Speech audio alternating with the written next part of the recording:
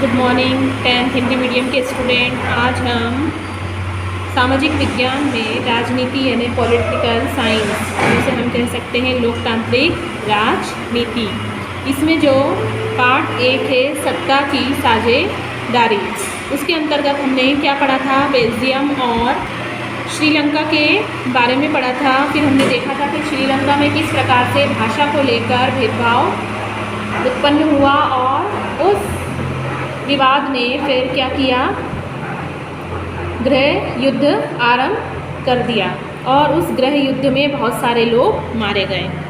फिर इसके बाद हम पढ़ रहे थे कि बेल्जियम की समझदारी, बेल्जियम ने क्या समझदारी दिखाई, उसने समझदारी का क्या परिचय दिया कि बेल्जियम के नेताओं ने श्रीलंका से अलग रास्ता अपनाने का फैसला किया और 1970 से लेकर 1993 के बीच उन्होंने अपने संविधान में 4 संशोधन किए। तो वो 4 संशोधन क्या थे? सबसे पहला संशोधन था कि उन्होंने दोनों भाषाओं फ्रेंच और डच, इसको केंद्रीय सरकार में मंत्रियों में समान रूप से बांट दिया था। और प्रावधान क्या रखा गया था कि केंद्रीय सरकार में डच और फ्रेंच भाषी मंत्रियों की संख्या हमेशा समान रहेगी। कुछ विशेष कानून तभी बन सकते हैं जब दोनों भाषाई समूह में सांसदों का बहुमत उनके पक्ष में हो। इस प्रकार किसी एक समुदाय के लोग एक तरफा फैसला नहीं कर सकते थे। केंद्र सरकार की अनेक शक्तियाँ देश के 2 इलाकों, क्षेत्रीय सरकारों और राज्य सरकारों के अधीन नहीं थी। जो केंद्रीय सरकार थी वो राज्य सरकार, मतलब जो केंद्र की सरकार के अधीन राज्य की सरकारें नहीं थी। ब्रुसेल्स में अलग सरकार थे, इसमें दोनों समुदाय का समान प्रतिनिधित्व है। फ्रेंच भाषी लोगों ने ब्रुसेल्स में समान प्रतिनिधित्व के इस प्रस्ताव को स्वीकार किया, क्योंकि डच भाषी लोगों ने केंद्रीय सरकार में बराबरी का प्रतिनिधित्व स्वीकार किया था। इस प्रकार से दोनों में क्या रहा, बैलेंस रहा। फिर है केंद्रीय और राज्य सरकारों के अलावा यहाँ एक तीसरे स्तर की सरकार भी काम करती है, यानी सामुदायिक सरकार। 2 सरकारें हैं, एक तो केंद्रीय, दूसरी राज्य।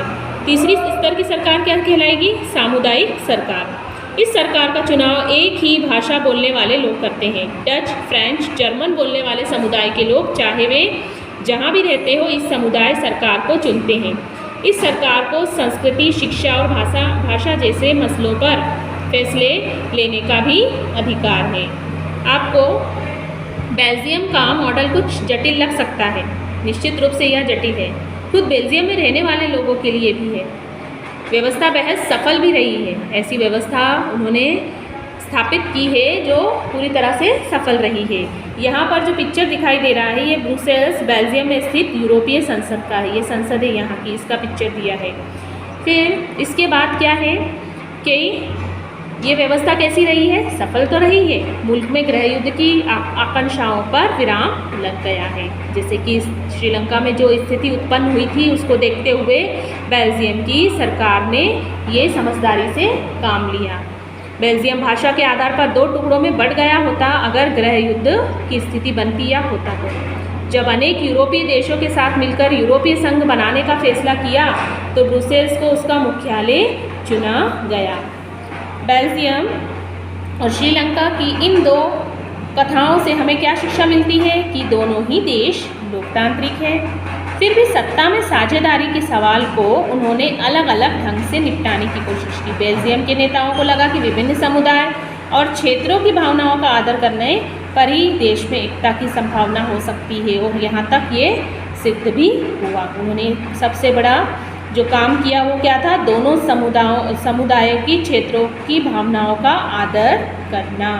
अगर हम किसी को सम्मान देंगे तो हमें भी क्या मिलेगा, सम्मान मिलेगा। दोनों पक्ष सत्ता में साझेदारी करने पर भी सहमत हुए। श्रीलंका में ठीक उल्टा रास्ता अपनाया। उसने क्या किया, अगर बहुसंख्यक समुदाय दूसरों पर प्रभुत्व कायम करने और सत्ता में उनको हिस्सेदारी ना बनाने का फैसला करता है तो इससे देश में एकता में संकट आता है। ऐसा हम घरों में भी देखते हैं, किसी एक व्यक्ति विशेष को ज़्यादा महत्व दिया जाता है 2 भाइयों में से, और दूसरे को नहीं दिया जाता, तो वहाँ पे गृह युद्ध की संभावना पैदा होती है, दोनों में विवाद शुरू हो जाता है। अगर हम सभी को समान अवसर दे, समान समझे, तो कभी भी ऐसी स्थिति का हमें सामना नहीं करना पड़ेगा, ऐसी परिस्थिति हमारे सामने नहीं आएगी। अब आगे दिया है कि सत्ता की साझेदारी क्यों जरूरी है। सत्ता में साझेदारी का होना क्यों जरूरी है। इस प्रकार सत्ता के बंटवारे के पक्ष में दो अलग अलग हमने तर्क दिए जा सकते हैं। पहला तर्क क्या है कि सत्ता का बंटवारा ठीक है, क्योंकि इससे विभिन्न सामाजिक समूहों के बीच टकराव का अंदेशा कम हो जाता है। अगर बंटवारा कर दिया जाए तो काम भी बढ़ जाते हैं। चूँकि सामाजिक टकराव आगे बढ़कर अक्सर हिंसा और राजनीतिक अस्थिरता का रूप ले लेता है, इसलिए सत्ता में हिंसा दे देना राजनीतिक व्यवस्था के स्थायित्व के लिए ही अच्छा है। बहुसंख्यक समुदाय की इच्छा को बाकी सभी पर थोपना तात्कालिक तौर पर लाभकारी लग सकता है, पर आगे चलकर यह देश की अखंडता को क्या कर सकता है, घातक बना सकता है। बहुसंख्यकों का आतंक सिर्फ अल्पसंख्यकों के लिए नहीं परेशानी पैदा नहीं करता, बल्कि बहुसंख्यकों के लिए भी बर्बादी का कारण बन सकता है। जरूरी नहीं कि वो कम व्यक्तियों के लिए ही कारण बने विवाद का, ज़्यादा व्यक्तियों के लिए भी विवाद का कारण बन सकता है। सत्ता का बंटवारा लोकतांत्रिक व्यवस्थाओं के लिए ठीक है। इसके पक्ष में एक और बात कही जा सकती है, और वह क्या है कि सत्ता की साझेदारी दरअसल लोकतंत्र की आत्मा है, और लोकतंत्र का मतलब ही होता है सत्ता की साझेदारी। उनके बीच जो लोग इस शासन व्यवस्था के अंतर्गत आते हैं, सत्ता को बांटा जाए और ये लोग इसी ढर्रे से रहे, तो वैध सरकार वही है जिसमें अपनी भागीदारी के माध्यम से सभी समूह शासन व्यवस्था से इसमें जुड़ते जाते हैं और उन्हें कोई आपत्ति नहीं होती है। वो आराम से अपने क्या कर सकते हैं, कानून व्यवस्था संभाल सकते हैं।